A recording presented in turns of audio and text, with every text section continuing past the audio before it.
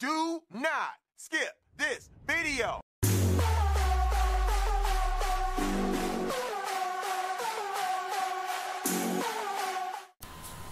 Bonjour à toutes et à tous, on se retrouve sur la chaîne The French Devil pour cette fois le pont en légitime et en équipe, donc avec la French Devil. Donc pour ça il vous faudra des titans, hein. Nous notre tactique implique d'avoir des titans en défenseur avec le casque de 5-14 comme vous pouvez le voir. Bon, les armes habituelles, hein, donc le Crodirut en premier et puis le Galaron en dernier. Puis après peu importe le sniper, un sniper légendaire, peu importe. Moi j'ai mis le Synthèse Dark. Donc voilà, j'attends le signal. On se répartit, 2 par plaque. Donc moi, comme je vais passer le premier, je vais attendre directement voilà, le porteur à la sortie pour l'enchaîner le plus tôt possible. On va pas tarder à crever, voilà, c'est bon. Je prends la relique, je me dirige vers le pont.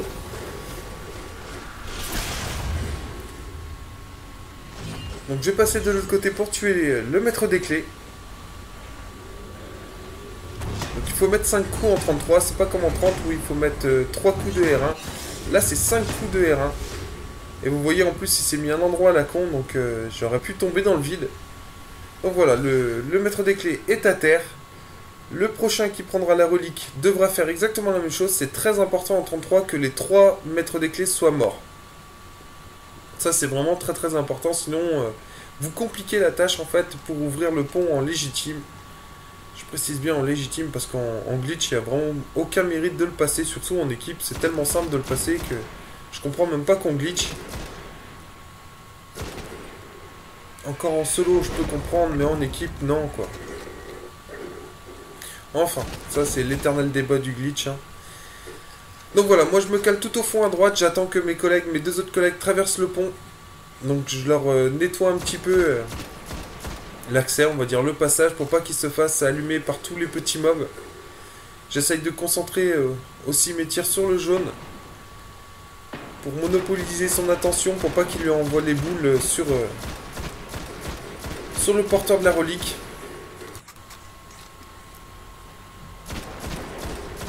Donc voilà, vous voyez, il essaie de l'attaquer, là je vais essayer de... Bah il a mis son mur, donc très bien, parfait. Parce qu'il faut absolument que les 3 premiers soient en vie, hein. Ils passent le pont en vie. Sinon, bah, on peut pas passer l'étape en légitime. Donc les 3 premiers sont très importants. Il faut absolument les aider un maximum. Essayez de tuer le jaune le plus rapidement possible aussi, hein, pour pas qu'il vous fasse de dégâts. Ces boules vous font très mal, mais vraiment très très mal.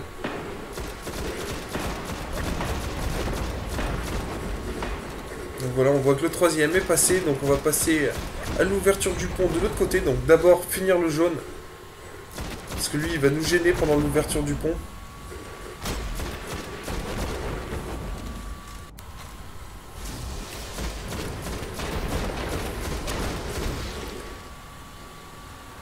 Donc voilà, il est mort, on va pouvoir prendre nos positions. Donc moi je suis un titan avec la doctrine défense et mon casque de 5-14, donc je prends automatiquement la place du milieu.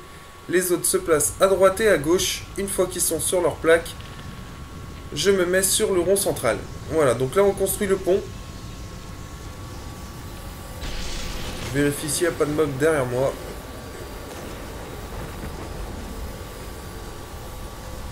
Et je vais aider à shooter le porteur. Non, même pas. Donc je me concentre à shooter ce qu'il y a devant. C'est vrai qu'en 30, je shoot le porteur de l'autre côté, mais là c'est 1,33.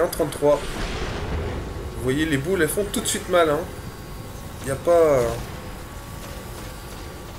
Il n'y a pas tortiller du cul, j'ai envie de dire, mais...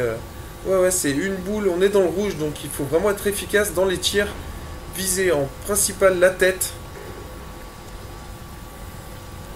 Pour faire le kill le plus rapidement possible, parce qu'eux, ils vont pas vous louper. Hein.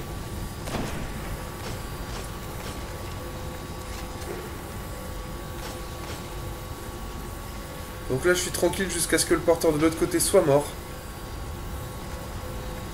Alors, on voit le porteur qui est en train de se cacher.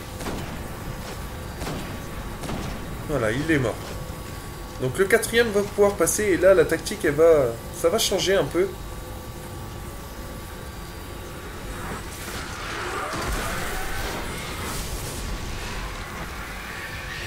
Donc je place ma bulle pour qu'il soit aveuglé, tout simplement. Comme ça le porteur peut l'attaquer tranquillement.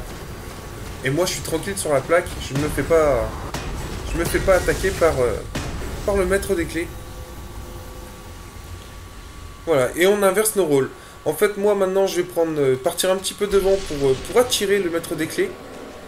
Et celui qui vient de passer le pont, en fait, c'était un titan, si vous avez regardé, avec le casque de 514, lui aussi, qui va utiliser la même technique. Ça veut dire qu'il va mettre la bulle pour aveugler le maître des clés quand l'autre porteur va traverser le pont, et ainsi de suite. Comme ça, en fait, ça simplifie le boulot.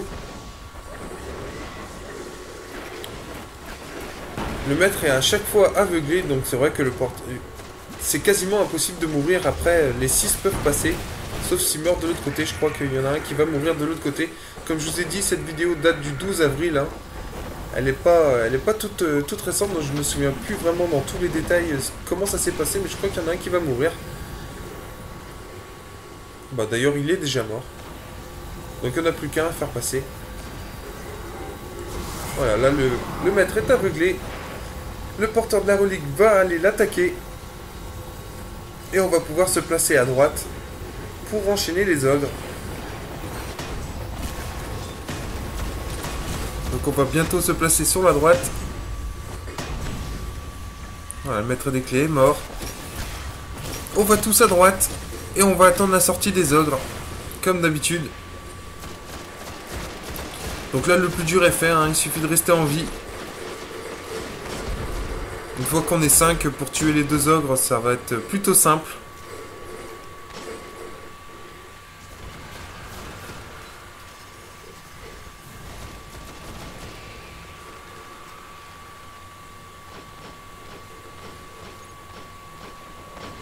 Donc le menu de PS3 qui est toujours aussi long.